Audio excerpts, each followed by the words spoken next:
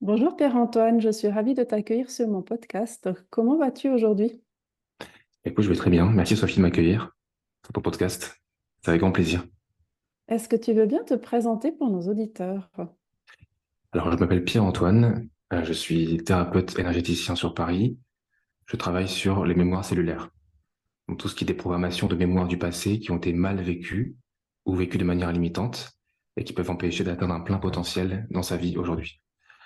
Donc, ça peut être des mémoires qui viennent de l'enfance, mémoires héréditaires, mémoires karmiques, de la vie intra-utérine, voire aussi toutes les mémoires collectives éventuellement.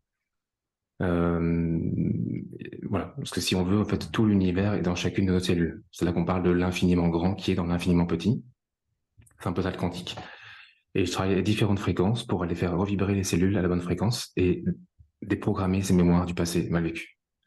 Bon, je fais aussi un petit peu de numérologie et des soins énergétiques sur la couche éthérique, sur l'aura. Voilà. Et toi, quand tu es Et ostéopathe, oui, voilà. il y a une phrase inspirante que j'ai vue sur ton site internet. C'est là où je me protège le plus, là où je crains d'avoir mal, là se cachent mes plus belles qualités. J'ai trouvé ça magnifique. Est-ce que tu veux bien nous en dire un peu plus et puis ce que tu peux voir dans ton activité de thérapeute? Ah oui, c'est une phrase que j'ai écrite il y a longtemps sur le site, mais qui est toujours aussi vraie, aussi d'actualité. Effectivement, derrière nos plus grandes souffrances, derrière nos plus grandes blessures se cachent nos plus grandes ressources. C'est un petit peu le sens de la vie. Bon, on vient tous en fait de la source, on va dire, on s'incarne sur Terre, et souvent on a des qualités au niveau de l'âme. Mais souvent l'âme choisit bien souvent une famille où on va être cassé un peu dans nos qualités. Alors on pourrait dire c'est bizarre, ça sert à quoi de s'incarner sur Terre pour vivre finalement autre chose, où on est cassé dans nos potentiels, et on est censé après revenir dans nos potentiels. Voilà, les guérir pour revenir à ce potentiel. On pourrait trouver ça un peu étrange, finalement, la vie. On vient de la source, un état d'amour, tout est amour, et on vient expérimenter sur Terre la dualité. Et on est un peu cassé dans nos qualités, dans nos blessures, et on est censé après revenir vers l'unité. Mais bon, on part du principe qu'en fait, dans la source, tout est amour, et si on est né dans un espace d'amour et qu'on n'a connu que ça, on ne sait pas ce que c'est que l'amour. On est un petit peu obligé d'aller expérimenter la dualité, on va dire. Hein. C'est un peu conceptualisé hein, sur la rencontre, mais en gros, voilà, on expérimente un peu la dualité sur Terre en tombant dans une famille où nos parents, donc ceux qui nous accueillent, sont déjà blessés. Et qui dit blessure du parent dit que forcément il y aura une condition dans le lien d'amour avec le parent. Même si le lien parent-enfant est le lien d'amour le moins conditionnel, ben même là, il y a quand même des conditions. Parce que le parent est déjà blessé. Qui dit blessure dit condition dans le lien d'amour.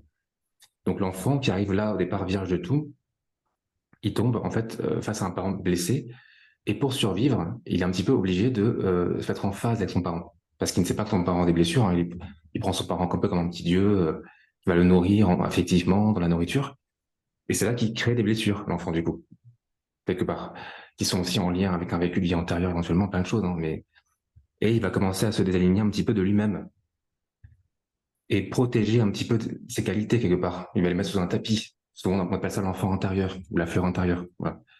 Et après, le but d'une vie, c'est de reguérir ses blessures quelque part pour revenir vers l'unité, l'amour. Et quand on en revient après dans cette espace d'unité, hein, de source, on en revient grandi finalement parce qu'on sait ce que c'est que l'amour. Parce qu'on a vécu le non-amour. Donc on revient dans l'amour en sachant ce que c'est. Voilà. Donc oui, derrière les plus grandes blessures se cachent les plus grandes ressources parce que on est un petit peu blessé en arrivant sur Terre, on doit un peu se suradapter à nos parents, et c'est un mode de survie pour survivre à l'époque. On n'a pas d'autre moyen.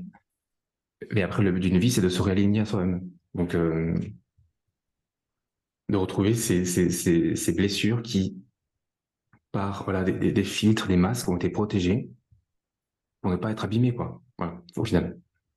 Alors, je sais pas si je suis assez clair.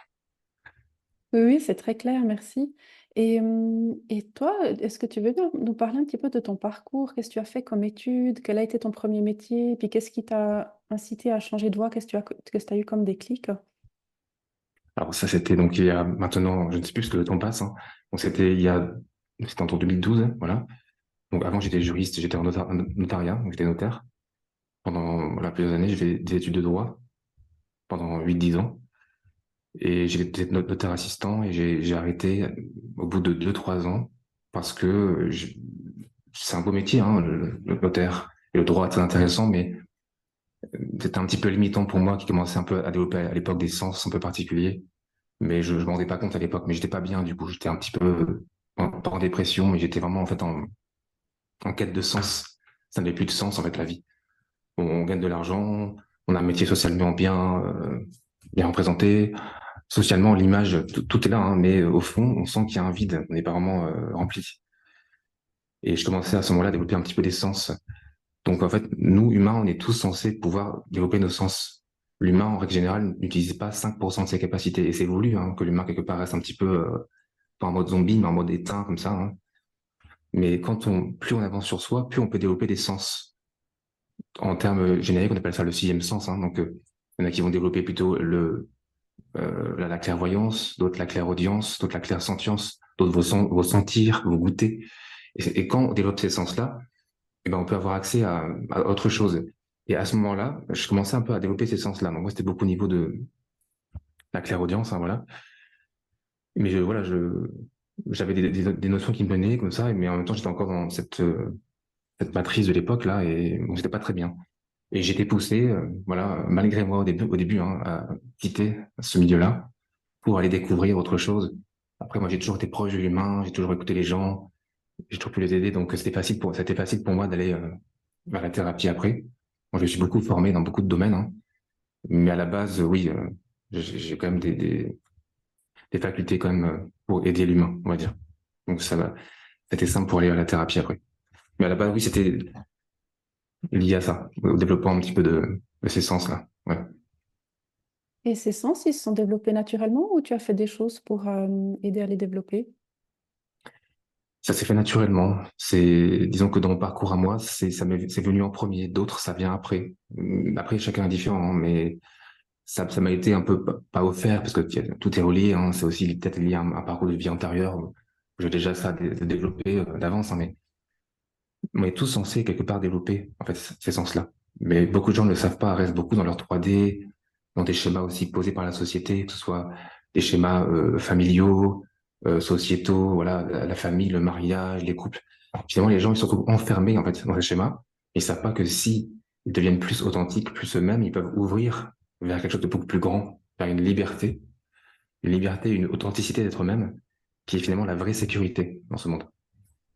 Donc, parce que plus on est aligné à nous-mêmes, plus on est authentique, plus quelque part on émane de nous notre fréquence, et plus on peut attirer à nous, ben, finalement, tout ce qui est bon pour nous. Donc, c'est ça la véritable sécurité, c'est pouvoir être soi, en fait, finalement. C'est pas, ce n'est pas être ce n'est pas être aligné de manière un peu en biais par rapport à soi-même pour rester attaché à des schémas sociaux. C'est une sécurité illusoire, ça. Bon. Mais l'humain, plus il s'écoute, plus il devient lui-même, plus il développe des capacités, c'est sûr, des capacités, des intuitions qui vont après aussi agir sur l'ADN. Bon, ça pareil, on ne le sait pas, hein, c'est pas ce qu'on apprend à l'école, mais à l'école, on apprend qu'il y a deux bandes d'ADN. Voilà, et après, on appelle ça l'ADN poubelle aussi, le junk ADN. Alors qu'en fait, non, plus on avance en conscience, même mieux on mange, plus on avance en conscience, plus on avance sur soi, plus on développe cet ADN, donc des capacités aussi. Il y a aussi des époques anciennes où l'humain avait aussi beaucoup plus, enfin, l'être qui était sur Terre avait beaucoup plus de capacités qu'aujourd'hui. Aujourd'hui, on est un peu sous la coupe, sur une coupe un peu comme ça, qui nous enferme, mais bon, c'est voulu. Mais en même temps, l'humain évolue aussi. Voilà. On est un peu évadé, mais Tu dis qu'on est sous une sorte de coupe qui nous enferme et puis que c'est voulu. Tu peux en dire plus? C'est voulu, qui c'est qui veut ça? À quoi ça sert? c'est voulu. Alors après, encore une fois, moi, je ne pars pas toujours dans la théorie du complot, hein, parce que c'est voulu, mais en même temps, c'est voulu vraiment aussi par la vie, quelque part. Donc tout a un sens au final. Hein. C'est pas, je veux pas trop aller aujourd'hui de tout ce qui est force de lumière, force sombre, même s'il y a ça aussi, bien sûr. Hein. Mais ce plan-là, à la base, il est voulu par la vie. C'est tout ça, c'est une intelligence, c'est prévu, quoi. C'est voulu aussi. Hein. Donc voilà. Mais oui, donc il y a des forces dans ce monde qui n'ont pas envie que l'humain monte en conscience, que la lumière prenne de la place. Donc ils vont utiliser tous les pions qu'ils ont pour pouvoir en fait maintenir les gens sous emprise, quoi, Mm. Oui. Bon, on l'a vu, hein, ça on le voit. Il y a différentes techniques, hein. On a eu le Covid, le vaccin, il y a aussi tout ce qui est division aussi. Tout ce qui est divisé pour mieux régner. Voilà, toutes les guerres, que ce soit entre les hommes et les femmes, entre voilà, les juifs et les palestiniens, que ce soit entre n'importe quoi, les riches et les pauvres, la droite, la gauche, tout est voulu pour que les gens se divisent. Comme ça, ouais, on peut mieux régner au-dessus. Et puis, ça c'est depuis des siècles hein, que ça existe, hein. Aujourd'hui, ils utilisent ça parce que du coup, c'est plus facile. À l'époque des réseaux sociaux, les gens ils peuvent communiquer entre eux, donc ce serait impossible aujourd'hui de faire une guerre comme il y a eu en 14-18 ou 39-45 parce que c'est à l'époque les gens ne pouvaient pas communiquer entre eux, donc ils pouvaient en fait mettre deux pays l'un contre l'autre et puis créer avec des bombes et des. Aujourd'hui, ce serait impossible aujourd'hui. D'ailleurs, on l'a vu le Covid, comme par hasard, il n'y a pas eu de Covid en même temps partout pareil. Il y a eu le Covid en Australie, après il y a eu ça, il y a eu ça en Chine. Chaque pays était l'un après l'autre. C'est pas tout en même temps. Sinon, ce serait incontrôlable. Sinon, ce serait incontrôlable pour le. Mais tout est comme ça. Dès que les gens montent en conscience, il y a toujours quelque chose qui vient pour aller plomber l'humanité. Quand on voit par exemple, c'était quoi là, à l'époque avant la guerre 14-18, et les Roaring Twenties là, c'était toutes les années folles en français, hein, où les gens du coup vraiment avaient évolué en conscience beaucoup dans leur créativité, plein de choses, et là que la guerre qui arrive. Et après, les gens, ils doivent tout reconstruire. Donc, ils doivent repartir dans un mode de survie. Il faut y aller, il faut gagner de l'argent, c'est reparti. Donc, que dans un mode très primaire, finalement, que dans le masculin. Voilà, c'est masculin, je fais, je réfléchis, j'y vais, j'avance. Tout le féminin, c'est encore une fois mis de côté. C'est le féminin qui permet l'évolution, la créativité. Voilà. Mhm. Et quelles sont les clés, à ton avis, pour sortir de ce contrôle? Les clés, il y a pas vraiment il y a, il y a beaucoup de clés, si on veut, comme ça, à l'extérieur, qu'on pourrait activer. Mais la principale clé, finalement, elle est à l'intérieur de nous. Forcément, quand on dit ça, on dit oui, bon, c'est facile à dire, hein, ça, mais à l'intérieur de nous, ça veut dire pouvoir, encore une fois, être nous-mêmes, oser être nous-mêmes avant tout. Parce qu'on ne sait pas, ce qu'on a un pouvoir très important, une puissance intérieure, hein, un rayonnement qui fait qu'on peut, même en avançant sur nous-mêmes, avoir une influence sur l'humanité. On est tous un petit peu interreliés comme ça. Bon, si je prends d'un point de vue, on va dire ADN, souvent on dit qu'on peut être tous un. Et souvent on a envie de dire, bah bon, ah bon, on est séparés, hein, mais on fait un parce que quand on avance sur nous-mêmes, on peut informer quelque part nos cellules, notre ADN. Et comme dans l'ADN, il y a tout l'univers, quand on informe ces cellules, on peut informer aussi d'autres cellules. Voilà, on informe le vivant. On remet un peu le vivant aux normes de vie, aux normes de la géométrie sacrée, aux normes des lois de vie. Donc, tout est interrelié comme ça. Donc, la clé, c'est vraiment, en fait, à l'intérieur, c'est de pouvoir vraiment être soi-même, avant tout. Devenir qui on est. Dans devenir qui on est, c'est retrouver cette puissance de rayonnement qui, finalement, a une influence sur le monde, qui peut aussi créer des égrégores, des nuages, au fait, où l'énergie peut grandir. Voilà. La réunion des personnes aussi fait créer en fait des groupes d'énergie qui peuvent aussi faire avancer le monde dans l'énergie. D'ailleurs, durant le Covid, on a interdit les gens d'être en groupe. Bon, c'était aussi pour des raisons de microbes, entre guillemets, mais de, de, de virus, mais c'est aussi parce que quand les gens sont en groupe, ils développent aussi une énergie pour faire avancer le monde. Donc, la clé, oui, c'est pouvoir vraiment oser être soi-même, je dirais. C'est un travail sur l'intérieur de soi. Pas tant sur. Il n'y a pas vraiment de clé extérieure. Toutes les rébellions, ça ne sert à rien. De toute façon, on l'a vu, hein, la révolution de 1989, ça n'a pas changé grand-chose, hein. Au contraire, Mhm. ça peut limite empirer. Donc, la révolution, c'est voilà, j'ai subi pendant longtemps, après je vais me rebeller. Du coup, la rébellion, souvent on le voit comme un acte, mais la rébellion, c'est la conséquence d'avoir été soumis. Le but, c'est de garder son pouvoir. C'est pas de le mettre entre les mains de quelque chose à l'extérieur pour après devoir se rebeller. C'est de le garder en soi, son pouvoir. Notre pouvoir, c'est pouvoir être nous-mêmes. Voilà.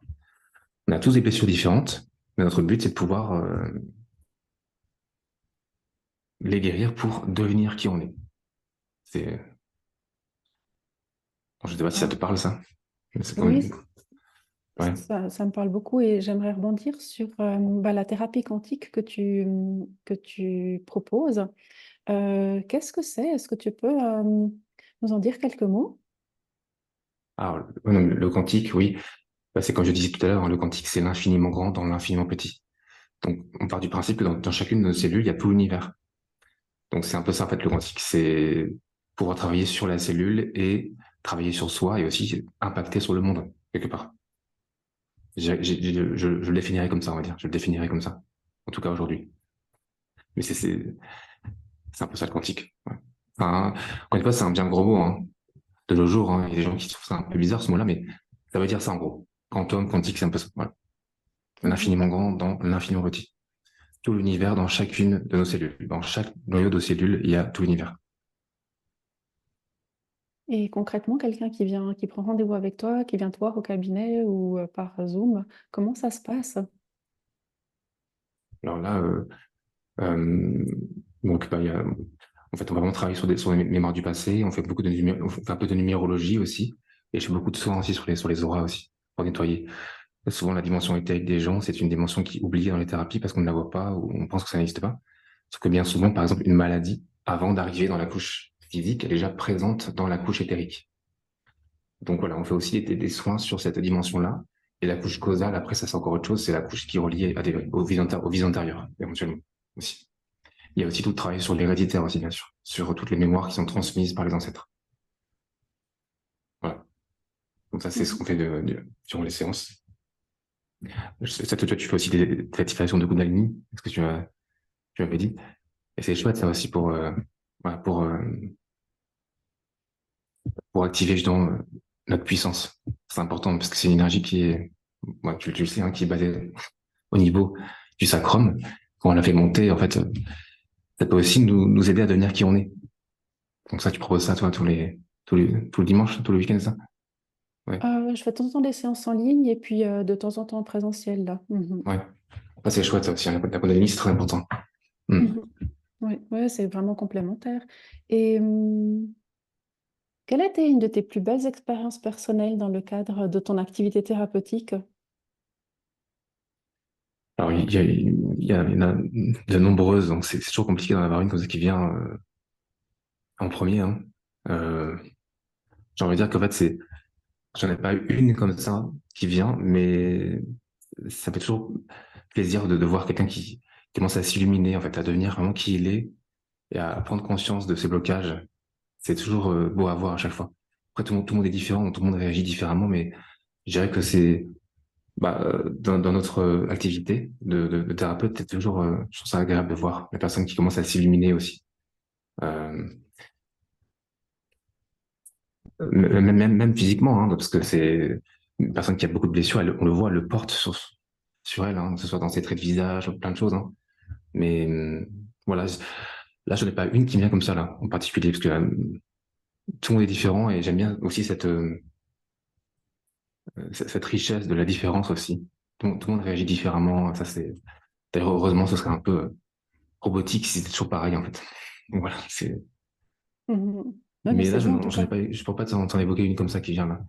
Il y a aussi beaucoup de choses qui sont passées durant les, des groupes, parce que j'animais des groupes aussi, hein, et je suis un temps avant le Covid. Et là aussi, l'énergie est décuplée.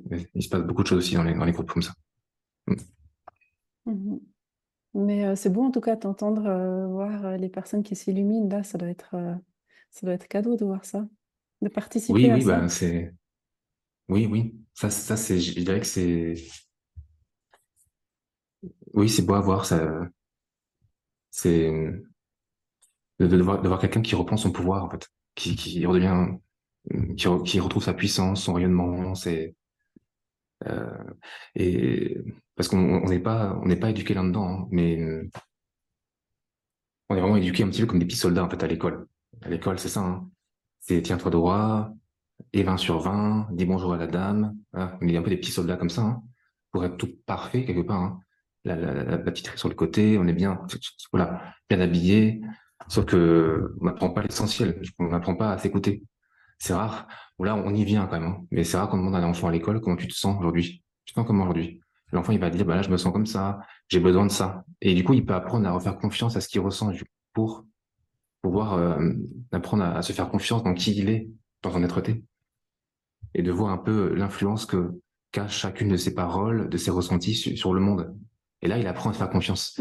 C'est pas uniquement un petit robot qui doit réussir dans la vie, hein, mais qui va réussir sa vie, tout court. On met beaucoup l'accent sur le masculin, hein, c'est-à-dire l'image, la réussite sociale, l'action, et très peu sur l'intériorité finalement, sur le féminin.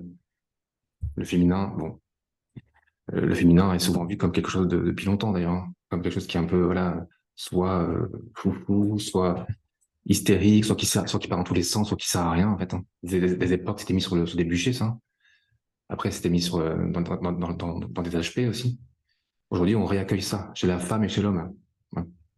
Parce qu'on a tous en nous, qu'on soit homme et femme, une partie féminine, masculine. Et là, de nos jours, que ce soit l'homme ou la femme, on est plus en train d'aller récupérer notre partie féminine, qui a bien souvent été mise sous un tapis.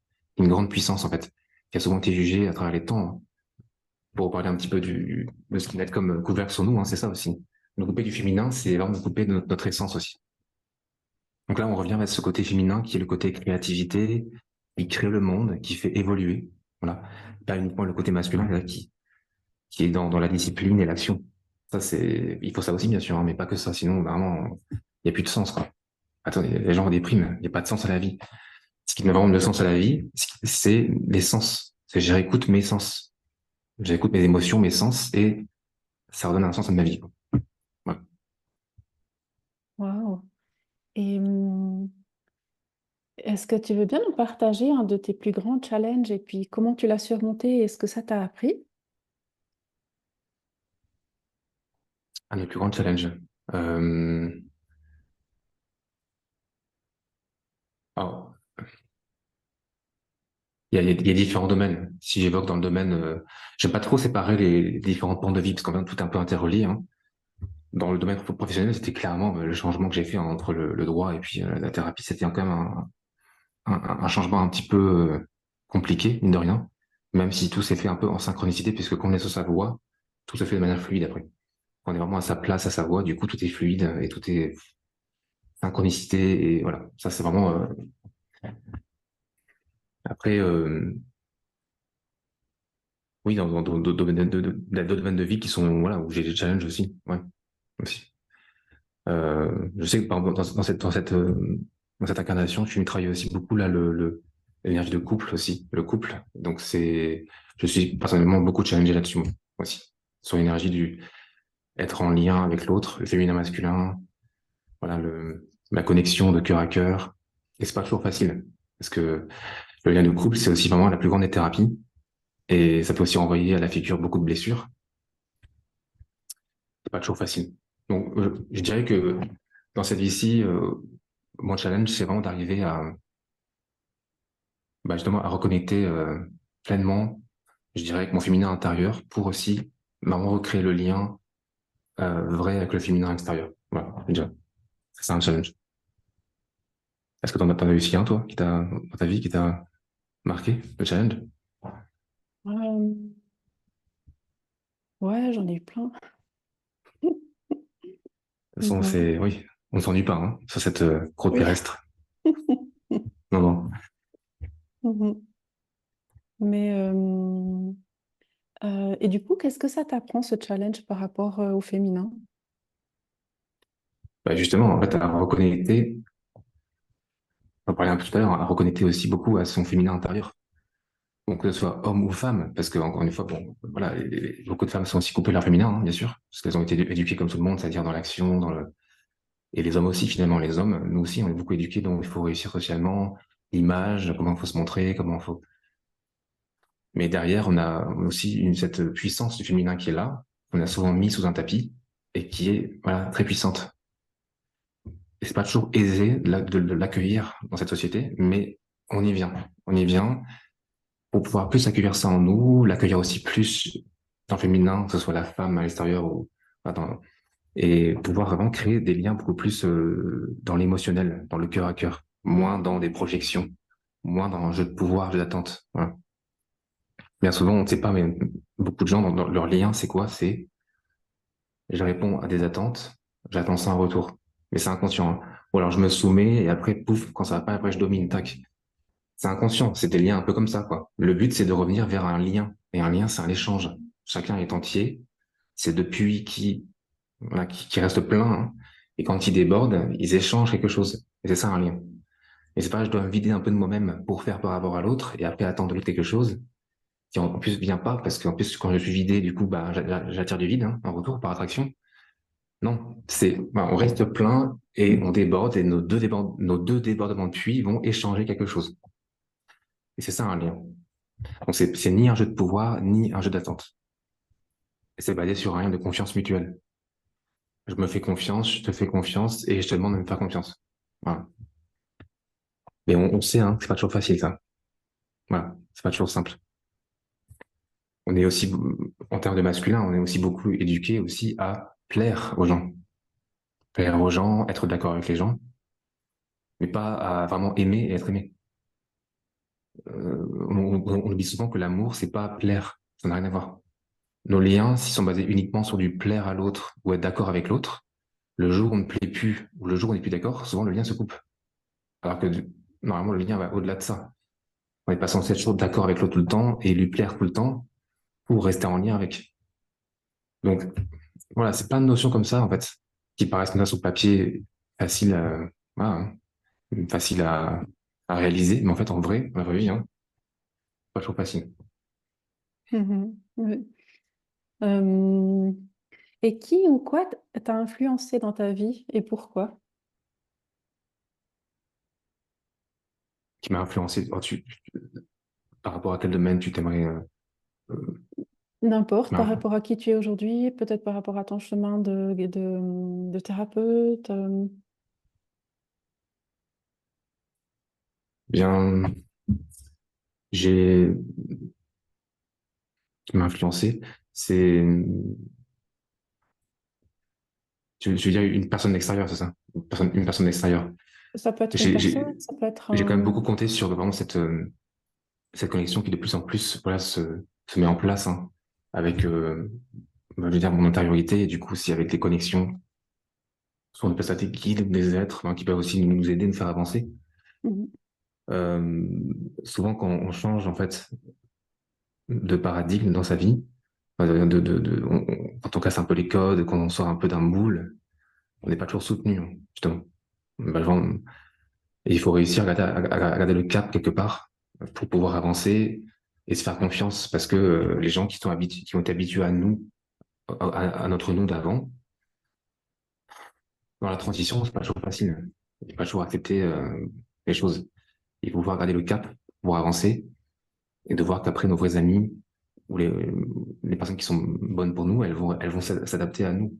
Pas forcément tout de suite, mais elles vont s'adapter. Et si elles ne s'adaptent pas, ben, elles s'en vont, mais c'est pas grave, hein. Voilà, on avance et on peut, voilà. C'est ce que je te répondrai là-dessus. Mhm. Et avec qui est-ce que tu aimerais partager un repas? Et quelles questions est-ce que tu aimerais lui poser? Un repas. Tu veux dire la scène comme avec, non,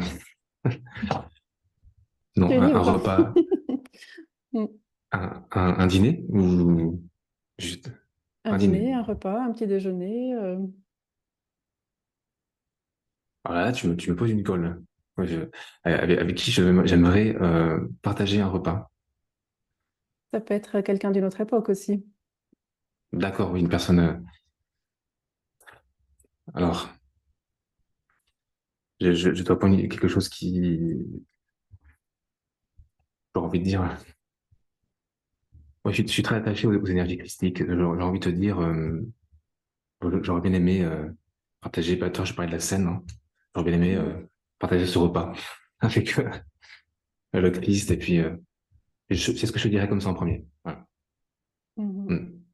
Et quelles questions est-ce que tu aimerais poser ou de quoi tu aimerais parler avec le Christ et ses acolytes? J'aurais bien aimé, parce que souvent on voit le Christ et ses acolytes, hein, mais on oublie Marie-Madeleine aussi. Moi, j'aurais bien aimé aussi qu'il y ait Marie-Madeleine.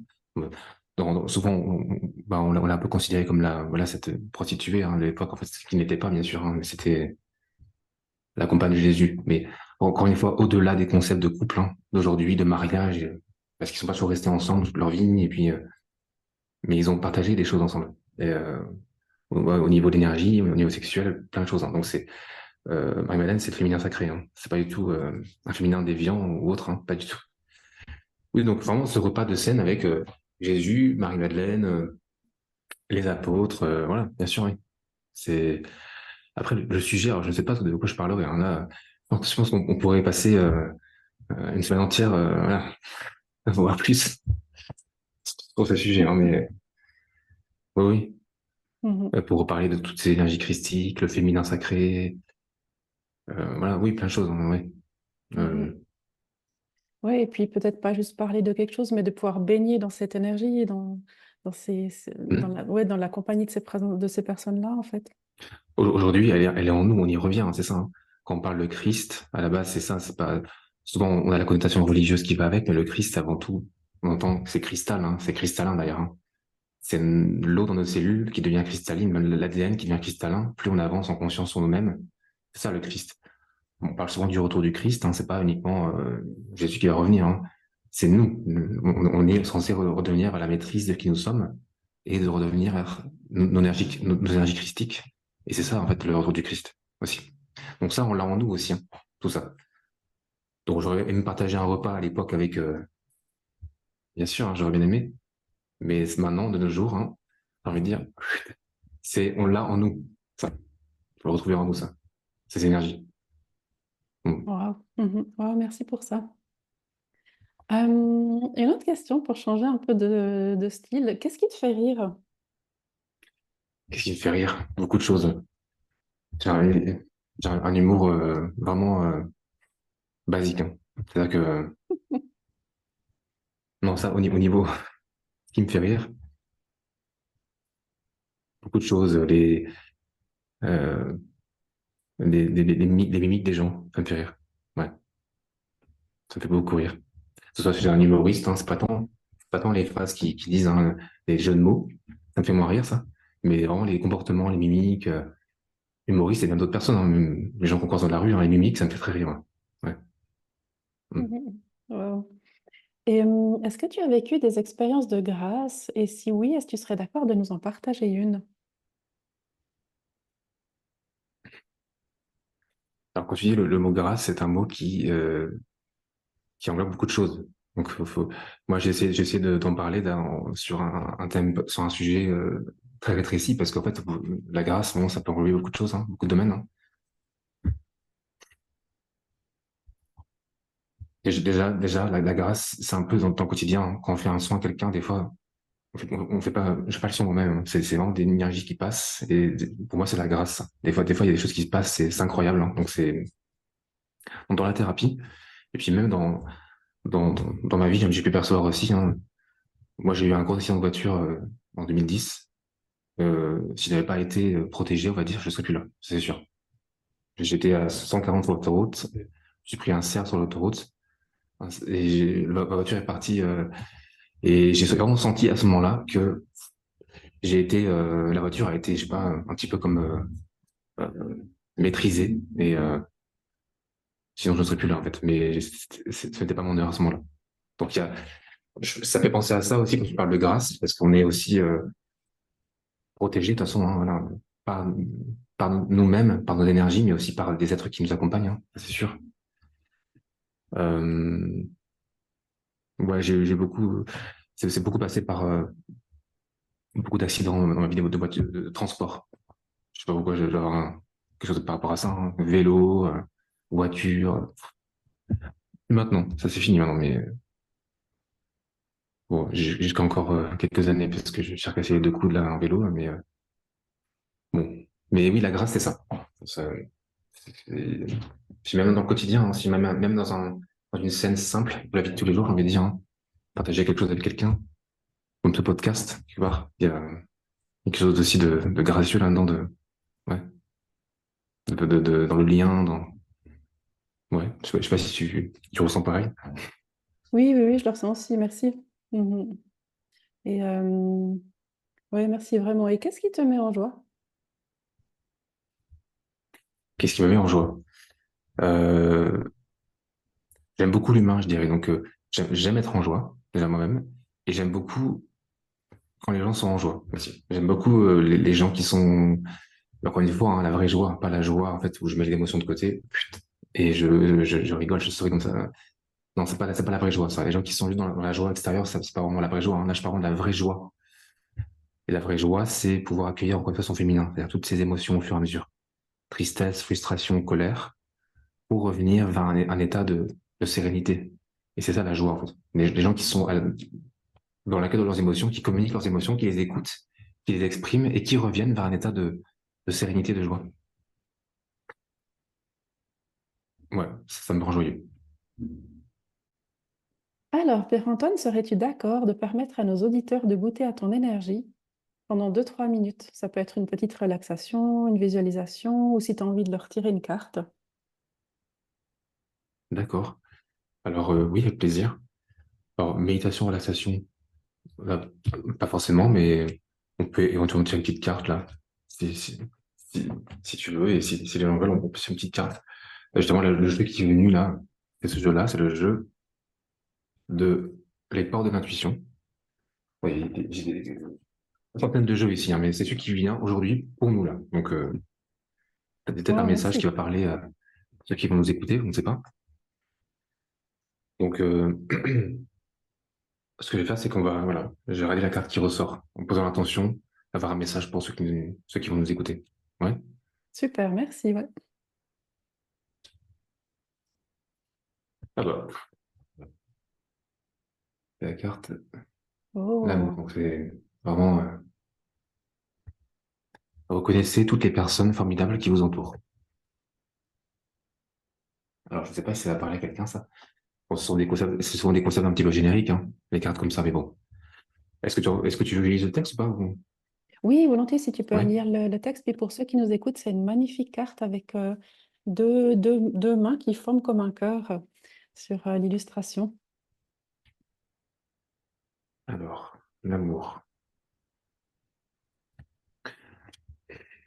Aimez de tout cœur ce que vous entreprenez, car vous saurez sortir facilement de l'ombre et attirer à vous le meilleur. Reconnaissez aussi toutes les personnes formidables qui vous entourent. Votre état d'esprit, tout comme votre manière d'être, influe sur le résultat de tous vos projets. L'amour est la vertu la plus agissante et la plus féconde. Il facilite le passage naturel à travers les obstacles, les souffrances et tout ce qui est contraire à ce que vous voulez. Faites les choses avec amour, cela rassemble vos énergies créatrices et vous recentre sur ce que vous êtes prêt à recevoir de la vie. Ainsi, votre intention a tendance à se produire car elle est attirée magnétiquement par l'énergie d'amour. Cette qualité fabuleuse se cultive au quotidien. Action, durant une matinée ou une après-midi, faites les choses en étant conscient de ressentir de l'amour. Soyez vraiment présent à ce que vous êtes et à l'énergie que vous y mettez. Voyez ensuite les résultats que vous obtenez grâce à cette attitude. Pour développer votre intuition, l'amour est une fréquence propice à l'expression de l'intuition. Osez lui demander de l'aide et écoutez ce que votre cœur vous dicte. Ayez conscience qu'au fond de vous, vous savez ce qui est juste et bon pour vous.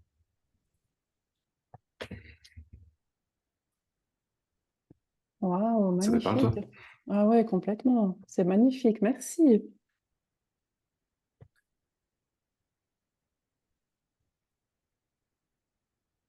Avec plaisir, Sophie. Mm. Ouais, vraiment, merci. J'en perds tous mes mots, du coup. On arrive gentiment à... L'amour est un vaste sujet. L'amour est un vaste sujet, c'est sûr, hein. Oui, mhm, ouais, On pourrait en parler pendant des heures aussi, de ça, mm, de l'amour. Ouais, ouais. je ne sais pas si tu avais encore envie de parler d'un sujet, mais j'ai envie de dire par rapport à ça que euh, c'est vraiment quand vraiment à devenir qui on est et à guérir quand on choisit d'aimer et d'être aimé. Voilà. C'est important ça aussi. L'amour, ça englobe tout, mais en même temps, c'est tellement important. Ouais. Je veux bien répéter parce que mon cerveau qui est en train de... Il y a mes neurones qui sont en train de se croiser Bon, là. d'accord. Bon, Je pense oui. d'en avoir besoin. En fait, l'amour, c'est souvent un concept un peu générique comme ça, hein. Mais l'amour se manifeste dans tout ce qu'on fait, hein. Plus on devient qui on est, plus on émane l'énergie d'amour. Et c'est vraiment, on peut vraiment commencer quelque part à devenir qui on est et à guérir quand on a éventuellement un symptôme, une maladie ou quand on a des problématiques, hein. Donc, on peut vraiment à guérir quand on choisit d'aimer et d'être aimé et de se laisser aimer. Wow, merci. Merci à toi, Sophie. Merci pour ce moment partagé. Et on pourra en refaire avec grand plaisir. Mm. Et pour terminer, qu'est-ce qui te tient à cœur en ce moment? Ce qui me tient à cœur en ce moment. Bonne question. Alors,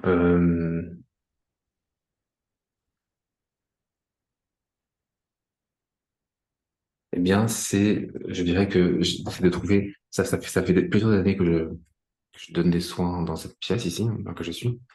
Et là, j'aimerais bien trouver un lieu qui me convient mieux. Ouais. C'est un peu mon souhait du moment, c'est trouver un lieu qui me convient pour encore plus settle down, pour encore plus m'établir et me poser sur ce lieu. Mhm. Et qu'est-ce que tu aimerais qu'on te souhaite? Euh, je, je dirais qu'on me souhaite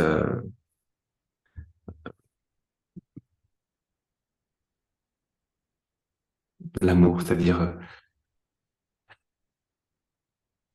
pouvoir pleinement aimer, m'aimer pleinement, aimer les gens pleinement et être aimé pleinement. Mhm. C'est pas très original, mais c'est pourtant vraiment mon souhait le plus cher. Mhm. Bah alors, je te le souhaite de tout mon cœur et je suis sûre que les auditeurs se joignent à moi. Merci Sophie, mais je le souhaite aussi du coup. Je te le souhaite de tout cœur aussi. Merci. Euh, et pour les auditeurs qui aimeraient te suivre ou travailler avec toi, où est-ce qu'ils peuvent te trouver, Père-Antoine, pour le moment là où tu es maintenant? Alors, bah, il y a mon site internet, hein, www.psychothérapie-quantique.com. Et je suis un petit peu sur les réseaux, mais pas beaucoup. Sur, on me trouve avec mon prénom et mon nom, donc Pierre-Antoine Catrice. Je suis encore à l'ancienne, moi, Facebook, plus Instagram un petit peu, mais moins. Voilà. Mhm. Wow. Ok, ben un grand merci. Je mettrai ça dans les notes de l'épisode. Et vraiment un grand merci pour ta vulnérabilité et puis ton énergie. Vraiment, elle transparaît dans l'épisode, cet amour, cette conscience que tu as. Merci à toi, Sophie. Merci pour ce partage. Un grand merci à toi. Et merci à vous tous et puis à bientôt pour de nouvelles aventures. Au revoir. Bye! Bye.